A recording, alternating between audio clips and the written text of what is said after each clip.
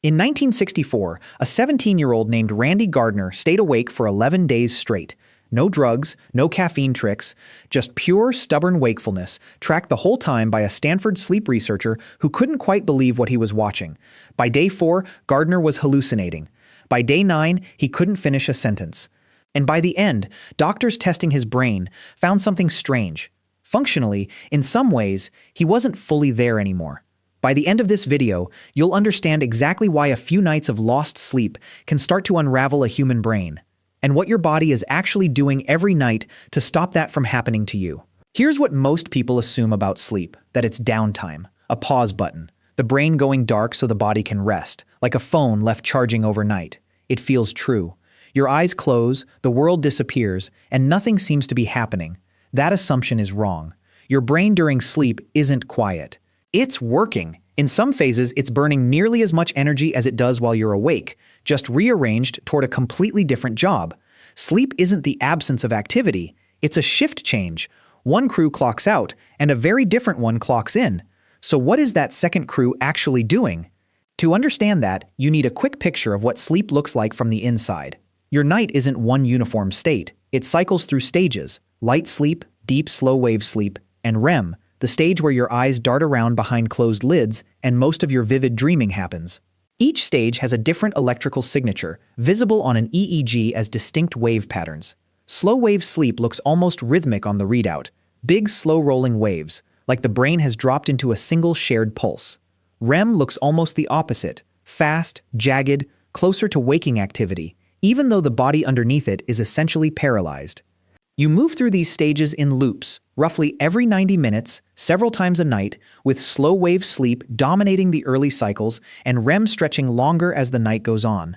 And each stage, it turns out, seems to be doing separate, specific work. Slow-wave sleep leans toward physical restoration and the clearing work you're about to hear about. REM leans toward emotional processing and memory. Interrupt one and you don't just lose sleep in general, you lose whichever job that particular stage was doing. That distinction matters, because it explains something odd about dreaming. Nobody has fully settled why the brain generates the vivid, often bizarre narratives you experience in REM. One leading idea, championed by researchers like Matthew Walker at Berkeley, treats dreaming as a kind of overnight therapy session, replaying emotionally charged memories, but this time with the stress hormones that usually accompany them dialed down, stripping the sting while keeping the information. It's hard to test either way, since you can't ask a sleeping brain to confirm what it's doing in real time.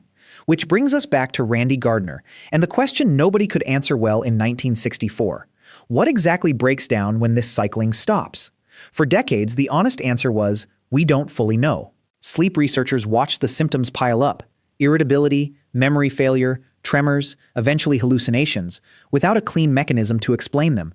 That started to change in 2012, in a lab at the University of Rochester, run by a Danish neuroscientist named Maiken Nedergaard. Nedergaard's team was studying how waste gets cleared out of the brain. Every organ in your body has some version of a cleanup crew. Your lymphatic system does it for the rest of you, hauling away cellular debris through a network of vessels. But the brain doesn't have lymphatic vessels running through it. For a long time, that was treated as a gap. How does the one organ that can't afford to accumulate junk not have a proper trash system? Nedergaard's team found the answer, and it only showed up when the mice they were studying were asleep. During sleep, the space between brain cells physically expands, in some measurements by as much as 60%. Cerebrospinal fluid floods into that expanded space and washes through the brain tissue like a tide coming in. It flushes out metabolic waste, including a protein called beta amyloid, the same protein that clumps into the plaques associated with Alzheimer's disease. They named this newly discovered system the glymphatic system, part glial cell, part lymphatic function, and functionally invisible while you're awake. The 2013 paper that put this on the map, published in Science by Lulu Xie and her colleagues in Nedergaard's lab, used dye tracers injected into the cerebrospinal fluid of mice to actually watch the flow in real time. Awake mice showed almost no movement of the tracer into brain tissue. Sleeping mice, or mice under anesthesia mimicking sleep, showed the dye pouring in and clearing out waste at a faster rate. Same brain, same fluid, completely different plumbing, depending on consciousness alone. That single variable, awake or not, was enough to flip the entire clearance system on or off. That single discovery reframed the entire myth this video opened with. Sleep isn't your brain switching off. It's your brain running a nightly power wash, one that mostly can't happen while you're conscious and using the space. But, and this is where it stays unresolved, cleanup alone doesn't explain everything sleep does. It doesn't explain why a night of good sleep makes you better at a piano piece you were fumbling through yesterday. It doesn't explain dreaming, and it doesn't fully explain why REM sleep, a stage with almost no measurable flushing advantage, is so protected that your body will claw back lost REM sleep before almost anything else if you're deprived of it. That gap is where a second major theory comes in, developed largely by two researchers at the University of Wisconsin, Giulio Tononi and Chiara Cirelli. Their idea is called the synaptic homeostasis hypothesis, and it starts from a different problem entirely. Every waking hour, your brain is strengthening connections between neurons as you learn, notice, and react to the world. Left unchecked, that strengthening would eventually saturate the whole system. Too many connections firing too strongly, drowning out the signal in noise. Sleep, in this theory, is a downscaling process. Overnight, your brain selectively weakens the flood of low-priority connections built up during the day while preserving and consolidating the ones that actually mattered. Not a wipe, a curation. It's less like clearing your desk and more like an editor going through a manuscript, cutting the filler, and keeping the sentences that carry the story. Tononi and Cirelli found supporting evidence at the molecular level too.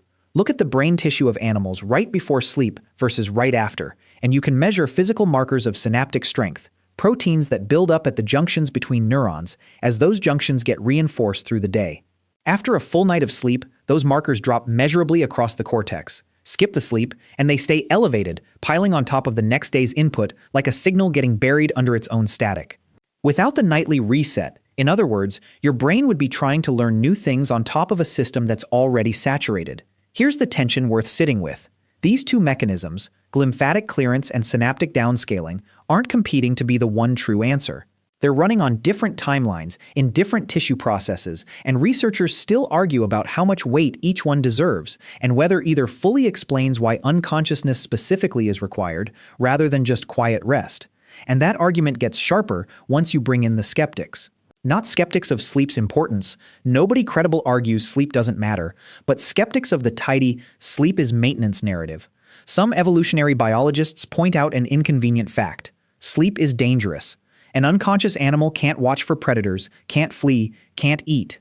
From a survival standpoint, that should have been selected against hard, unless something about sleep is doing work valuable enough to be worth the risk every single night, for every complex nervous system on the planet, for hundreds of millions of years. Some researchers, like Jerome Siegel at UCLA, argue we've overcorrected toward restorative explanations and underweight a simpler evolutionary driver, adaptive inactivity, keeping animals still and hidden during the hours they're least equipped to hunt or forage safely. In this view, the cleanup and the memory consolidation might be things evolution figured out how to do during an idle period that existed for entirely different reasons first. Siegel points to something inconvenient for the tidy version of this story. Sleep duration across species doesn't track cleanup needs or learning load in any clean way. Elephants, with enormous brains and long memories, sleep as little as 2 hours a night in the wild. Brown bats, with tiny brains and a short list of things to remember, sleep close to 20. If waste clearance or memory filing were the whole explanation, you'd expect the pattern to run the other direction. Instead, sleep duration seems to track something closer to ecological risk and metabolic rate, how safe an animal is while unconscious, and how much energy it can afford to conserve by staying still. Nobody has fully reconciled these camps. That's not a weakness in the science. It's the actual current state of it. What isn't up for debate is what happens when the process gets interrupted. Look at the numbers. In sleep deprivation studies, cognitive performance after 17 to 19 hours of wakefulness resembles a blood alcohol concentration around 0.05%. After about 24 hours awake, it's comparable to being legally drunk in most countries. Reaction time slows. Emotional regulation phrase, the amygdala, your brain's threat detection center, becomes measurably more reactive to negative stimuli when it's running on insufficient sleep, while its connection to the prefrontal cortex, the part that normally keeps that reactivity in check, weakens. You're not imagining it when a bad night makes small annoyances feel unbearable. That's a documented shift in brain connectivity, not a mood, and your immune system takes a hit too. One well-cited study found that people getting less than 6 hours of sleep a night were over 4 times more likely to catch a cold after controlled viral exposure than people sleeping 7 hours or more. Sleep isn't separate from your physical health. It's one of the load-bearing walls holding it up. This shows up in your actual daily life in ways you've probably felt without naming them. That afternoon fog after a short night. The way a problem you were stuck on the day before suddenly makes sense after you sleep on it, because that's not a figure of speech, it's memory consolidation doing observable work. The way grief or stress feels sharper and less manageable on no sleep. Decision-making changes too. Sleep-deprived people consistently take bigger financial risks in lab gambling tasks and undervalue negative outcomes, a shift researchers have linked to that same weakened line of communication between the amygdala and the prefrontal cortex. None of this is weakness. It's your maintenance systems running on a deficit. Not everyone needs the same amount of that maintenance either. A small number of people carry a rare mutation in a gene called DEC2 that lets them function well on 4 to 6 hours a night. A genuine biological difference, not just discipline or willpower, and one researchers have only been able to confirm by sequencing multi-generational families where the trait runs in the bloodline. Historically, plenty of pre-industrial societies didn't sleep in one continuous block at all. Written records from Europe before artificial lighting describe a first sleep and second sleep, with an hour or two of quiet wakefulness in between, sometimes used for prayer, conversation, or sex, before a second block of sleep carried people through to dawn. Some hunter-gatherer societies, studied by modern researchers, like the Hadza in Tanzania, show almost no overlap in exact sleep timing between individuals on a given night, which some anthropologists argue may itself be adaptive, since a group with staggered sleep schedules is never entirely unconscious at once. Teenagers experience a circadian shift that pushes their natural sleep window later, driven by a delayed release of melatonin, which is part of why early school start times fight biology and mostly lose. Sleep is universal. The shape it takes isn't. Which brings us back to Randy Gardner, 11 days in that Stanford lab. After his final night of forced wakefulness, he slept for about 14 hours, then woke up close to normal. His memory, his mood, his coordination, mostly recovered within a couple of days. That recovery is almost as telling as the breakdown was. Whatever was owed to his brain during those 11 days, the glymphatic flushing that hadn't happened, the synaptic pruning that hadn't run, the REM cycles that had been skipped, his body could eventually pay most of that debt back. Not instantly. Not without cost. Some researchers who've studied him since have questioned whether there were longer-term effects on his sleep patterns for years afterward. But mostly, it came back online. So where does that leave the actual answer to why you need sleep? Probably not with one clean mechanism, no matter how satisfying that would be for a single sentence. It leaves you with a brain running at least 2, maybe 3, overlapping maintenance operations that all happen to require the same non-negotiable condition. You, offline, unconscious, for hours at a stretch. The glymphatic system needs the extra interstitial space that consciousness doesn't allow. Synaptic downscaling needs a break from the constant new input that waking life throws at you. And underneath both, there's a deeper evolutionary logic scientists still haven't fully mapped about why staying still and unaware was worth the risk in the first place. You are not lazy for needing this. You're not weak. And you're not failing some modern productivity standard by requiring 8 hours instead of pushing through on 5. You're running biological infrastructure that predates language, predates tools, predates almost everything we consider distinctly human, a nightly maintenance cycle so old and so non-negotiable that evolution never found a workaround for it, not once, in any complex brain on the planet. That's not a flaw in your design. That's the design. If you made it this far, drop the word glymphatic in the comments. And if you want more stories like this one, there's plenty more where it came from.